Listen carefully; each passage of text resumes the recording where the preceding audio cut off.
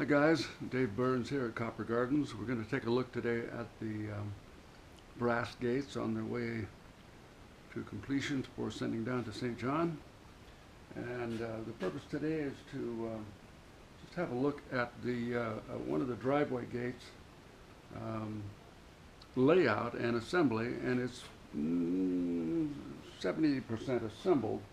This side over here is mostly attached with a few exceptions. And I do this gradually, a strand at a time, to see what the feeling is like for me in terms of a layout. I do have an idea from the original drawings that we might try to replicate, but I never do any two things identical. That's just a part of my business model and my artistic leaning. So this, even though this is a replacement gate, it will not be 100% duplicate. So what I think is interesting today is A, that it's just this far along. That's the point. I'll send this off to the client so they'll see our progress. And B, I'm going to take a different step. I have already down at this end. Let's see, can we see this?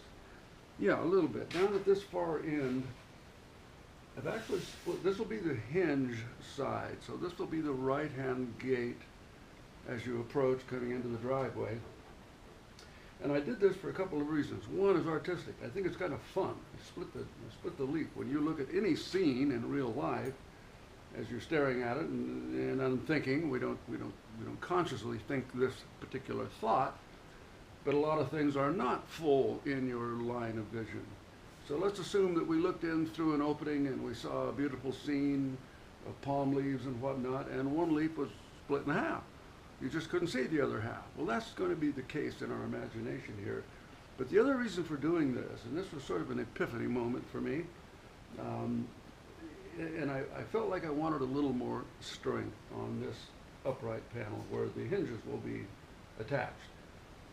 And this gives it that strength. This is a whole bunch of triangulation that runs the full length of this outer tube, ties to the lower tube, middle tube, upper tube, and to other leaves nearby, and it just gives it a tremendous amount of strength, detracting none whatsoever, I believe, from the art.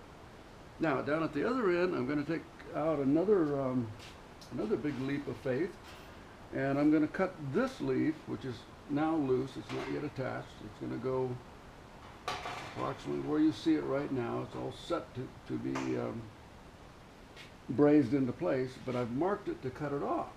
And the thing I want to do is have this leaf begin again, extend again into the left-hand gate panel.